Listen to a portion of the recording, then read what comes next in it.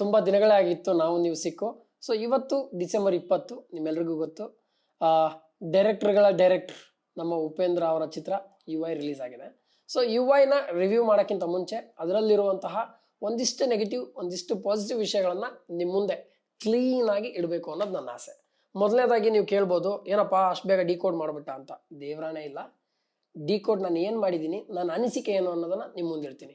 ಮೊದಲನೇದಾಗಿ, ಒಂದು ಚಿತ್ರಕ್ಕೆ ಅಂತ ಹೋದಾಗ ನಾವು ಏನ್ ಬಯಸ್ತೀವಿ? ಎಂಟರ್ಟೈನ್ಮೆಂಟ್. ಬಟ್ ಚಿತ್ರ ಎಂಟರ್ಟೈನ್ಮೆಂಟ್ ಅನ್ನ ಬಿಟ್ಟು ನಮ್ಮನ್ನ ಅಲ್ಲಿ ಪಾತ್ರವನ್ನಾಗಿ ಹೇಳ್ಕೊಳುತ್ತೆ. ಸೊ ಹಾಗಾಗಿ ಈ ಚಿತ್ರ ನಿಮ್ಗೆ ಇಷ್ಟ ಆಗುತ್ತೆ. ಸೊ ಇಲ್ಲಿ ಏನಾಗುತ್ತೆ ಅಂತಂದ್ರೆ, ಮೊದಲನೇದಾಗೆ ಉಪೇಂದ್ರ ಅವರು ಸ್ಕ್ರೀನ್ ಮೇಲೆ ಹಾಕ್ಬಿಡ್ತಾರೆ, ಏನು ದೊಡ್ಡ್ರು ಯಾರಿದ್ದೀರಾ ಅವ್ರು ಕೂತ್ಕೊಳ್ಳಿ, ಬುದ್ಧಿವಂತರು ಎದ್ದೋಗ್ಬಿಡಿ ಅಂತ. ಹಾಗಾಗಿ ನಾನಂತರೂ 120 ರೂಪಾಯಿ ಕೊಟ್ಟು ಟಿಕೆಟ್ ತಗೊಂಡು ಒಳಗಡೆ ಹೋಗಿದ್ದೆ. ಸೊ 120 ರೂಪಾಯಿಗೆ ನಾನು ದಡ್ಡ ಅನ್ಕೊಳ್ಳೋದ್ರಲ್ಲಿ ತಪ್ಪಿಲ್ಲ. ಹಾಗಾಗಿ ನಾನು ಅಲ್ಲೇ ಕೂತ್ಕೊಂಡು ಸಿನಿಮಾ ನೋಡಿದೆ. ಸಿನಿಮಾ ಶುರು ಆದಾಗ ಏನಾಗುತ್ತೆ, ಟೈಟಲ್ ಕಾರ್ಡ್ಗಳೇ ವಿಭಿನ್ನವಾಗಿ ಬರುತ್ತೆ. ಒಂದು ಬ್ರೇನ್ ಮುಖಾಂತರ ತೋರಿಸ್ತಾರೆ. ಅಂದ್ರೆ ನಾನು ನಿನ್ನ ಮೆದುಳಿಗೆ ಕೈ ಹಾಕ್ತೀನಿ, ನನ್ನ ಮೆದುಳನ್ನ, ನಿನ್ನ ಮೆದುಳಲ್ಲಿ ಏನಿದೆ ನೋಡು, ನಾನನ್ನ ಅರ್ಥ ಮಾಡ್ಕೊಂಡಿದ್ದೀನಿ, ನಾನು ಅದನ್ನೇ ಸ್ಕ್ರೀನ್ ಮೇಲೆ ತರೋದು ಅನ್ನೋ ರೀತಿ ಇರುತ್ತೆ.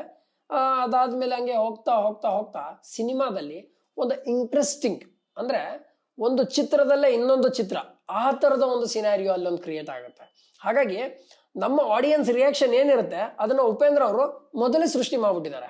ನನಗೆ ತುಂಬಾನೇ ಖುಷಿ ಆಗಿದ್ದು, ಯಾಕಂದ್ರೆ ಒಂದು ಚಿತ್ರ ಅಂತ ಬಂದಾಗ ಇವಾಗ UI ಅಂದ್ರೆ ನಿಮ್ ಪ್ರಕಾರ ಏನಪ್ಪ?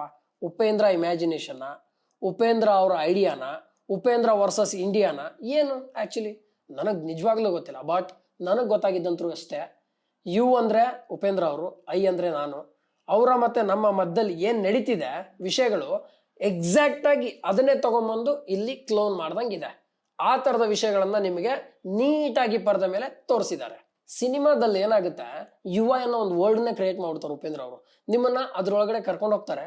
ಕರ್ಕೊಂಡು ಹೋದಾಗ UI ಅನ್ನೋ ವರ್ಡ್ ಅಲ್ಲಿ, ಅಂದ್ರೆ ಉಪೇಂದ್ರ ಅವ್ರು ನಮ್ಗೆ ಹೇಳಕ್ ಏನ್ ಇಷ್ಟಪಡ್ತಿದ್ದಾರೆ ಅಂತಂದ್ರೆ, ನಮ್ಮ ಭೂಮಿಯ ಮೇಲೆ, ಪ್ರಕೃತಿಯ ಮೇಲೆ ಏನೆಲ್ಲ ಪ್ರಾಬ್ಲಮ್ಗಳಾಗ್ತಿದೆ, ಏನೆಲ್ಲ ಮಾಫಿಯಾಗಳಾಗ್ತಾ ಇದೆ. ಒಂದು ಕಲ್ಲು ಗಣಿಗಾರಿಕೆ ಇರ್ಬೋದು, ಕಟ್ಟಿಗೆ, ಅಂದ್ರೆ ಲೈಕ್ ವುಡ್ ಬಿಸ್ನೆಸ್ ಮಾಡೋರು, ಅದರಿಂದ ಏನೇನು ಪ್ರಾಬ್ಲಮ್ಗಳಾಗ್ತಿದೆ.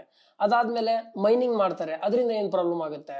ಗೋಲ್ಡ್ ಅನ್ನ ತೆಗಿತಾರೆ, ಅಲ್ಲಿಂದ ಅದರಿಂದ ಏನ್ ಪ್ರಾಬ್ಲಮ್ ಆಗುತ್ತೆ. ಇದೆಲ್ಲದನ್ನ ಒಂದ್ಸರಿ ನೀಟಾಗಿ ತೋರಿಸಿದ್ದಾರೆ. ಹಾಗೆ ದೇಶಗಳು, ಈಗ ರಷ್ಯಾ ಅಮೆರಿಕ ಕಚ್ಚಾಡ್ದಾಗ ಅದರಿಂದ ನಮಗೇನ್ ಪ್ರಾಬ್ಲಮ್ ಆಯ್ತು, ಅಲ್ಲಿ ನಾವೇನ್ ಮಾಡಿದ್ವಿ ಅನ್ನೋದನ್ನು ತುಂಬಾ ಚೆನ್ನಾಗಿ ತೋರಿಸಿದ್ದಾರೆ. ಸತ್ ಪ್ರಜೆಗಳು ಅಂದ್ರೆ ಈ ಪ್ರಜೆಗಳು ಏನಿದೀವಲ್ಲ, ನಾವು ಬದುಕಿದೀವ, ಸತ್ತಿದೀವ, ಅಥವಾ ಬದುಕಿದೀವಿ ಅಂತಂದ್ರೆ ಆಕ್ಚುಲಿ ನಾವ್ ಏನ್ ಮಾಡ್ತಾ ಇದ್ದೀವಿ ಅನ್ನೋದು ಸ್ಕ್ರೀನ್ ಮೇಲೆ ತುಂಬಾ ಚೆನ್ನಾಗಿ ಕಾಣುತ್ತೆ. ನಿಮ್ಗೆ ಇನ್ನೊಂದು ಹೇಳ್ಬೇಕು, ಸೀನ್ಗಳು ತುಂಬಾ ಫಾಸ್ಟ್ ಆಗಿ ಮೂವ್ ಆಗೋದ್ರಿಂದ ನನಗೆ ನಿಜವಾಗ್ಲೂ ಹೇಳ್ತೀನಿ, ಡಿಕೋಡ್ ಮಾಡೋದು ತುಂಬಾನೇ ಕಷ್ಟ ಆಯ್ತು. ಕಾರಣ ಇಷ್ಟೇ, ಪ್ರತಿಯೊಂದು ಸೂಕ್ಷ್ಮವಾಗಿರೋ ವಿಚಾರಗಳನ್ನ, ಅಂದ್ರೆ ಇವಾಗ ಎಕ್ಸಾಂಪಲ್ ನಾವೇನ್ ಮಾಡ್ತಾ ಇದ್ದೀವಿ ಅಂದ್ರೆ ರಾಜಕೀಯ ಅಂತಾನೆ ತಗೊಳ್ಳೋಣ. ಸೊ ಅಲ್ಲೊಂದು ಡೈಲಾಗ್ ಬರುತ್ತೆ, ಲೈಕ್ ಧಿಕ್ಕಾರಕ್ಕಿಂತ ಅಧಿಕಾರಕ್ಕೆನೆ ಪವರ್ ಜಾಸ್ತಿ ಅಂತ. ಸೊ ಆ ತರ ಲೈಕ್ ಇಲ್ಲಿ ಏನಾಗಿದೆ ಅಂತಂತಂದ್ರೆ, ಒಂದು ಅಧಿಕಾರಕ್ಕೆ ಮನುಷ್ಯ ಏನೆಲ್ಲ ಮಾಡ್ಬೋದು ಅದನ್ನ ತುಂಬಾ ಚೆನ್ನಾಗಿ ತೋರಿಸಿದ್ದಾರೆ. ಒಬ್ಬ ಕಳ್ಳ ಒಬ್ಬ ದೊಡ್ಡ ಅಧಿಕಾರಿ ಆಗ್ತಾನೆ. ದೊಡ್ಡ ಅಧಿಕಾರಿ ಆದ್ಮೇಲೆ ಅವನು ಜನರಿಗೆ ಯಾವ ರೀತಿ ಮೋಸ ಮಾಡ್ತಾನೆ, ಜನರನ್ನ ಕಷ್ಟಗಳನ್ನ ಅವನು ಕೇಳ್ತಾನ ಇಲ್ವಾ, ಅದೆಲ್ಲದನ್ನು ತುಂಬಾ ಚೆನ್ನಾಗಿ ತೋರಿಸಿದ್ದಾರೆ. ಆಮೇಲೆ ನಾವು ಪ್ರಜೆಗಳೇನಿದ್ದೀವಿ, ನಾವು ನಮ್ಮ ಸಮಯವನ್ನ ಎಲ್ಲಿ ವ್ಯರ್ಥ ಮಾಡ್ತಾ ಇದ್ದೀವಿ, ಹೇಗೆ ವ್ಯರ್ಥ ಮಾಡ್ತಾ ಇದ್ದೀವಿ, ಯಾಕೆ ನಾವು ಹಿಂದುಳಿದಿದ್ದೀವಿ, ಅದೆಲ್ಲದನ್ನು ತುಂಬಾ ಚೆನ್ನಾಗಿ ತೋರಿಸಿದ್ದಾರೆ. ಹಾಗೆ ಉಪೇಂದ್ರ ಅವ್ರ ಬಗ್ಗೆ ಇನ್ನೊಂದು ಹೇಳಲೇಬೇಕು. ಇಂಟರ್ಮಿಷನ್ನ ಲೈಕ್ ಅಂದ್ರೆ ಒಂದು ಏನು ಮಧ್ಯಂತರ ಅಂತ ಇರುತ್ತೆ ಸಿನಿಮಾ ಮಧ್ಯದಲ್ಲಿ, ಅದನ್ನ ತುಂಬಾ ಹೊತ್ತು ಕೊಡ್ತಾರೆ. ಕಾರಣ ಇಷ್ಟೇ, ಯೋಚನೆ ಮಾಡಕ್ಕೆ ನಿಜವಾಗ್ಲೂ ಹೇಳ್ತೀನಿ, ಫಸ್ಟ್ ಹಾಫ್ ಅಲ್ಲಿ ಏನಾಯ್ತು ಎತ್ತ ನಿಜವಾಗ್ಲೂ ಗೊತ್ತಿರಲ್ಲ, ಅಷ್ಟು ಫಾಸ್ಟ್ ಆಗಿ ಮೂವ್ ಆಗುತ್ತೆ ಸಿನಿಮಾ. ಮಧ್ಯದಲ್ಲಿ ಅಲ್ಲಿ ಇಲ್ಲಿ ಅನ್ಕೊಂಡು ಆಕಳಿಸೋದು, ನಿದ್ದೆ ಮಾಡೋದು ತುಂಬಾ ಇದೆ. ಸೊ ಆ ನಿದ್ದೆಯಿಂದ ಹೊರಗೆ ಬರಕ್ಕೆ ಉಪೇಂದ್ರ ಅವರು ಕೆಲವೊಂದು ಬ್ಯಾಕ್ ಗ್ರೌಂಡ್ ಸೌಂಡ್ಗಳನ್ನ ಇಟ್ಟಿದ್ದಾರೆ. ಆ ಸೌಂಡ್ಗಳು ಬಂದಾಗೆಲ್ಲ ನೀವು ಎದ್ದೇ ಹೇಳ್ತೀರಾ. ಮೂವಿ ಯಾರು ನೋಡಿದೀರಾ ನೀವು ಬೇಕಂದ್ರೆ ಕಮೆಂಟ್ ಮಾಡ್ಬೋದು ಅದೆಲ್ಲ ಸೌಂಡ್ ಯಾವುದು ಅಂತ. ಅದಾದ್ಮೇಲೆ ಈ ಒಂದು ಪಂಚಿಂಗ್ ಡೈಲಾಗ್ಗಳು, ಆ ಪಂಚಿಂಗ್ ಡೈಲಾಗ್ಗಳಿಗೆ ಸಿಳ್ಳೆ ಚಪ್ಪಾಳೆ ಸೂಪರ್ ಆಗಿ ಬರುತ್ತೆ. ಒಂದು ಪಂಚಿಂಗ್ ಡೈಲಾಗ್ ಹೇಳ್ಬೇಕು ಅಂತಂದ್ರೆ, ಕಾಮದಿಂದ ಹುಟ್ಟಿರೋ ಮಗನಿಗೆ ಕಾಮ ತಪ್ಪು ಅಂತ ಹೇಳ್ತೀಯಾ ಅನ್ನೋವಂಥ ಒಂದು ಡೈಲಾಗ್ ಇರ್ಬೋದು, ಅಥವಾ ಇನ್ನೂ ಹಲವಾರು ಡೈಲಾಗ್ಗಳಿದೆ. ನಾನು ಅದನ್ನೆಲ್ಲದನ್ನು ಹೇಳಕ್ ಹೋಗಲ್ಲ, ನೀವು ಚಿತ್ರಮಂದಿರದಲ್ಲೇ ಹೋಗಿ ನೋಡಿ. ಸೊ ಈ ತರದ ವಿಷಯಗಳನ್ನ ಇಟ್ಕೊಂಡು ಒಂದು ಸಿನಿಮಾ ಮಾಡಿದಾಗ ಆ ಸಿನಿಮಾದಲ್ಲಿ ಕಮರ್ಷಿಯಲ್ ಆಸ್ಪೆಕ್ಟ್ಸ್ ಅಂದ್ರೆ ಲೈಕ್ ಈಗ ನಾನು ಇಲ್ಲಿ ಕೂತ್ಕೊಂಡಿದ್ದೀನಲ್ವಾ, ನಾನು ಒಂದು ಯು ಐ ಸಿನಿಮಾನ ರಿವ್ಯೂ ಮಾಡೋದು ನನಗೆ ಹೆಂಗ್ ಅನಿಸ್ತಿದೆ ಅಂತಂದ್ರೆ, ಕನ್ನಡಿ ಮುಂದೆ ನಿಂತ್ಕೊಂಡು ನನಗೆ ಬೈದಂಗಿದೆ, ಕನ್ನಡಿ ಮುಂದೆ ನಿಂತ್ಕೊಂಡು ಬೈದಂಗಿದೆ, ನಾನು ಕನ್ನಡಿಗೆ ಬೈದಂಗಿದೆ, ಆಕಾಶ ನೋಡ್ಕೊಂಡು ಉಗುಳ್ದಂಗಿದೆ. ಸೊ ಎಕ್ಸಾಕ್ಟ್ ಆಗಿ ಹಿಂಗೆ ಆಗಿರೋದು ಯು ಐ ಮೂವಿನಲ್ಲಿ. ಸೊ ನಮ್ಮನ್ನ ನಾವು ನೋಡಕ್ಕೆ ಅಲ್ಲಿಗೆ 120 ರೂಪಾಯಿ ಖರ್ಚು ಮಾಡ್ಕೊಂಡು ಹೋದಂಗಾಯ್ತು. ಸೊ ಇದು ಉಪೇಂದ್ರ ಅವರ ಇಂಟೆಲಿಜೆನ್ಸ್.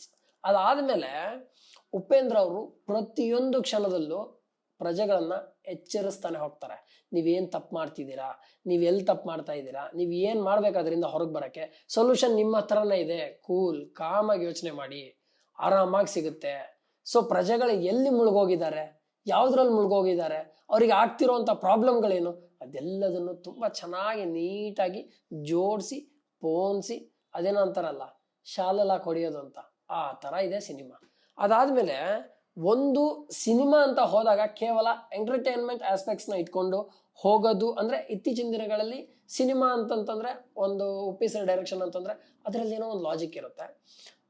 ಇದೇ ಹಿಂದೆ ಎ ಅಂತ ಒಂದು ಮೂವಿ ಹೋದಾಗ ಆ ಚಿತ್ರದಲ್ಲಿರೋ ಹಾಡುಗಳು, ಆ ಚಿತ್ರದಲ್ಲಿರುವಂತಹ ಒಂದಿಷ್ಟು ಸೀನ್ಗಳು ನಮ್ಗೆ ಇವತ್ತಿಗೆ ಅರ್ಥ ಆಗ್ತಾ ಇದೆ. ಹಾಗಾದ್ರೆ ಈ ಒಂದು ಯುವ ಚಿತ್ರ ಅರ್ಥ ಆಗಕ್ಕೆ ನಮ್ಗಿನ್ನು ಎಷ್ಟು ಟೈಮ್ ತಗೊಳುತ್ತೆ ಅಂತ. ಈ ಒಂದು ರಿವ್ಯೂ ಅಂತ ಕೂತ್ಕೊಂಡಾಗ ಆ ಚಿತ್ರದಲ್ಲಿ ಕಥೆನ ಎಲ್ಲಿಂದ ಶುರು ಮಾಡ್ಲಿ, ಎಲ್ಲಿಂದ ಎಂಡ್ ಮಾಡ್ಲಿ ಅನ್ನೋದೇ ಗೊತ್ತಾಗಲ್ಲ.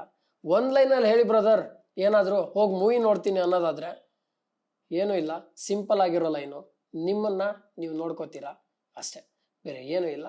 ಸತ್ಯ ಸುಳ್ಳು ಯಾರು, ಸತ್ಯನಿಂದ ಸುಳ್ಳು ಇನ್ಫ್ಲುಯೆನ್ಸ್ ಆಗುತ್ತಾ, ಸುಳ್ಳಿನಿಂದ ಸತ್ಯ ಇನ್ಫ್ಲುಯೆನ್ಸ್ ಆಗುತ್ತಾ, ಅಥವಾ ಈ ಚಿತ್ರ ನಿಜವಾಗ್ಲೂ ಲೈಕ್ ನಿಮಗೆ ಮನೋರಂಜನೆ ನೀಡುತ್ತಾ ಅನ್ನೋದನ್ನ ನೀವೇ ಕಮೆಂಟ್ ಬಾಕ್ಸ್ ಅಲ್ಲಿ ತಿಳಿಸ್ಬೇಕು. ಯಾಕಂದ್ರೆ ಇದೆಲ್ಲ ಹೇಳಿದ್ದು ನನ್ನ ಒಂದು ಒಪಿನಿಯನ್ ಆಗಿತ್ತು. ಹಾಗಾಗಿ ಸೊ ಈ ಚಿತ್ರದ ಕತೆ ನಾನು ಇನ್ನೂ ಒಂದು ಚಾಲೆಂಜ್ ಮಾಡ್ತೀನಪ್ಪ, ಈ ಚಿತ್ರದ ಕಥೆಯನ್ನ ಯಾರಾದ್ರೂ ಹೇಳಿದ್ರೆ ಅವ್ರಿಗೆ ಟಿಕೆಟ್ಗಳನ್ನ ನಾನು ಫ್ರೀಯಾಗಿ ಕೊಡ್ತೀನಿ, ಅದಂತರೂ ಪ್ರಾಮಿಸ್. ಯಾಕಂದ್ರೆ ಆ ಒಂದು ಲೈಕ್ ಚಕ್ರವ್ಯೂಹ ಅಂತ ಹೇಳ್ತಾರಲ್ವಾ, ಆ ಸ್ಕ್ರೀನ್ ಪ್ಲೇ ಅದೇ ತರನೇ ಇದೆ. Background music everything was fine. ಅದಾದ್ಮೇಲೆ ಹಾಕಿರುವಂತ ಸೆಟ್ಗಳು ಅದ್ದೂರಿ ಅಲ್ಲ ಅಂದ್ರೂ ಬಟ್ ಆ ಸೀನ್ಗೆ ಅದು ಬೇಕಾಗಿತ್ತು ಅಂತ ಅನ್ಸುತ್ತೆ. ಅದಾದ್ಮೇಲೆ ಹಿರಿಯ ನಟರು ಒಂದಿಷ್ಟು ಜನಗಳಿದ್ದಾರೆ, ಅವ್ರಿಗೆ ಆ ಕ್ಯಾರೆಕ್ಟರ್ನ ಯಾಕೆ ಕೊಟ್ಟಿದ್ದಾರೆ ಅಂತನೂ ಕೂಡ ತುಂಬಾ ನೀಟಾಗಿ ತೋರಿಸಿದ್ದಾರೆ ಉಪೇಂದ್ರ ಅವರು. ಹಾಗೆ ಚಿತ್ರ ಶುರುವಾಗಿ ಕೊನೆಯಾಗುವವರೆಗೂ ನೀವು ನಿಮ್ಮಲ್ಲೇ ಕಳೆದೋಗಿರ್ತೀರ. ಕೊನೆಯದಾಗಿ ನೀವು ಸಿಗಬೇಕು ಅಂತಂದ್ರೆ ಫೋಕಸ್ ಮಾಡಬೇಕು. ಫೋಕಸ್ ಯಾರ ಮೇಲೆ ಮಾಡಬೇಕು ಅನ್ನೋದನ್ನ ಚಿತ್ರ ನೋಡಿ ನೀವೇ ಕಮೆಂಟ್ ಬಾಕ್ಸ್ ಅಲ್ಲಿ ತಿಳಿಸಿ.